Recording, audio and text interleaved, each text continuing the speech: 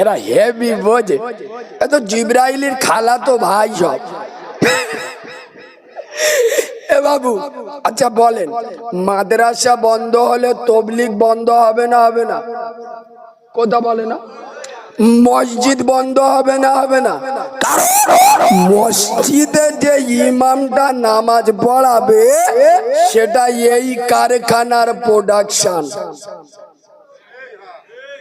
খোদার কসম, আপনারা যুবক জওয়ানরা যারা এই রাতে নবীর মাদ্রাসার জন্য বসে আছেন, আমি নবীর মেম্বারে বসে বলছি, আপনারা এক একজন এক একটা মুজাহিদ। সুবহানাল্লাহ বলে। এই যুবকরা নিজেদের খারাপ ভেবো না, ছোট ছোট ভেবো। তোমার মুখে দাড়ি নেই, ফতোয়া মারা হুজুরের অভাব নেই, বাদ দাও। তোমার ভিতরে আমি বলে যাচ্ছি ঈমান আছে। খোদার কসম, তোমার মাথায় হয়তো টুপি নাই, মুখে দাড়ি নাই, তোমার ঈমান না থাকলে এই জায়গায় বসতে পারতে না। যারা 5 ওয়াক্ত নামাজ পড়ে দাড়িওয়ালা মালগুলো কোথায় গেল? এই বাবু আমার কথা বুঝছো না বুঝছো? উত্তরপ্রদেশে শ্যামবল বলে একটা মসজিদে আজ থেকে 20-25 দিন আগে বিরাট গন্ডগোল হয়েছিল, শুনেছেন?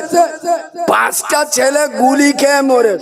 আমি চ্যালেঞ্জ করে বলছি, কোন বুড়ো নামাজি গুলি খেয়ে মরে?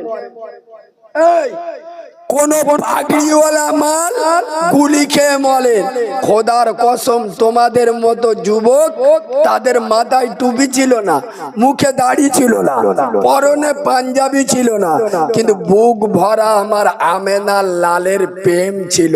সুবহানাল্লাহ। তাদের অন্তর ভরা আল্লাহর ভয় ছিল। তাই মসজিদের জন্য মুনাফেকের মতো পিঠে গুলি খাই নাই। সালাউদ্দিন আইয়ুবীর উত্তরসূরি কারে বলে? মসজিদের জন্য বুকে গুলি খেয়ে ভারতের যুবকদের মেসেজ দিয়ে গেল কি, আমরা যুবক হয়তো 2 ওয়াক্ত নামাজ পড়তে পারি না, 2টো রোজা রাখতে পারি না, কিন্তু আমাদের মসজিদ মাদ্রাসার দিকে কোন গোবর খাওয়া মাল চোখ তুলে তাকালে জীবন দিতেও পারি, জীবন নিতেও পারি। নারে থাকবে। এর মানে হলো যুবকদের ঈমান, জোরে বলো, আছে।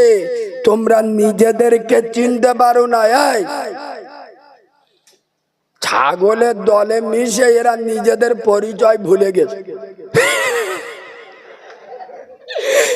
খোদার কসম যুবক ছেলেরা, তোমাদের জন্য আমেনার লাল দোয়া করে গেছে। আর রাসূলুল্লাহর পছন্দের ভালোবাসার মানুষ ছিল যুবকেরা। সুবহানাল্লাহ বলো।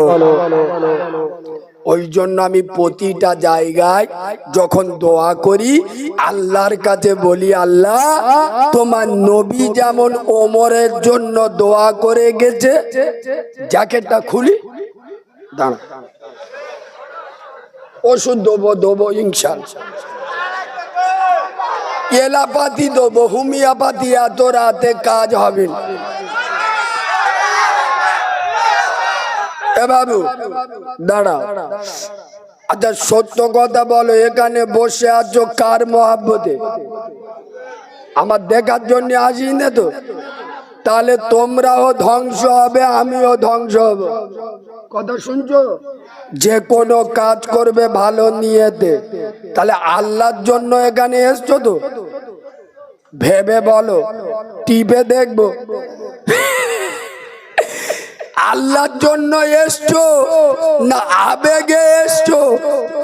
খোদার কসম যুবকরা এখানে ওয়াজ শুনতে যে আবেগে দেখবে দেখবে।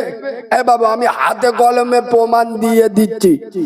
আল্লাহ কিয়ামতের দিন বলতে যে হারে করিম, করিম এখানে আছে তো? কি মালটাকে শুয়ে পড়েছে?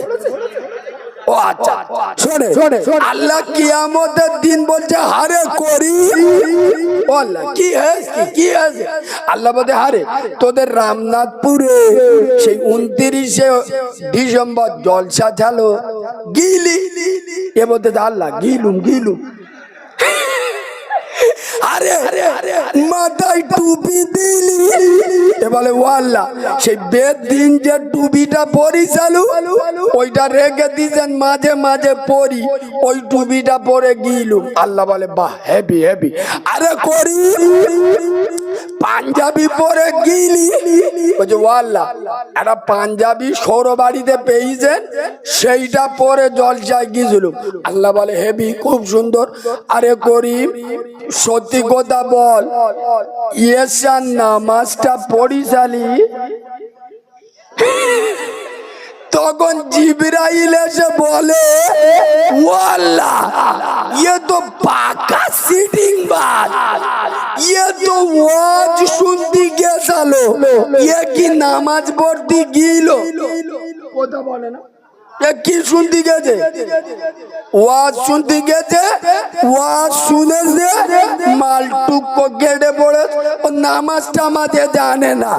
আল্লাহ বলে এক কাজ কর টুটিটা টিপে ধর জাহান্নামে চুবো তোল চুবো তোল কেলে তার খালি চুবো মোটে থামি নেই।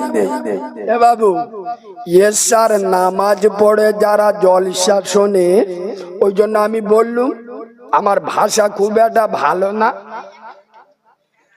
তোমরা জেনে শুনে বসে আসছো, কারণ আমার ভাষা সবার সহ্যে হয়। হক কথা বললি গায়ে লাগে না লাগে না, নামাজ পড়ে না খারাপ লাগে না, কিন্তু আমি যেই বলবো বেনামাজি জাহান্নামী অমনি কাউরার মুখ টুক বেঁকে যাবে। নামাজ পড়ে না লজ্জা লাগে না, আমি যেই বলবো বেনামাজি জাহান্নামে যাবে অমনি লজ্জা লেগে যায়। বুঝবেন পাক্কা জালিমাল।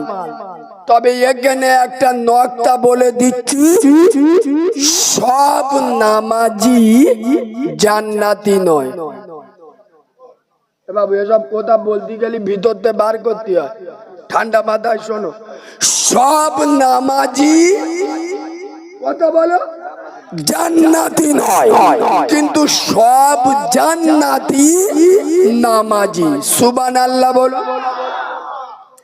সব নামাজি জান্নাতে যাবে কারণ নামাজ পড়ে কিন্তু মাদ্রাসার বিরোধিতা করে। এরা মাল আসে না নাই?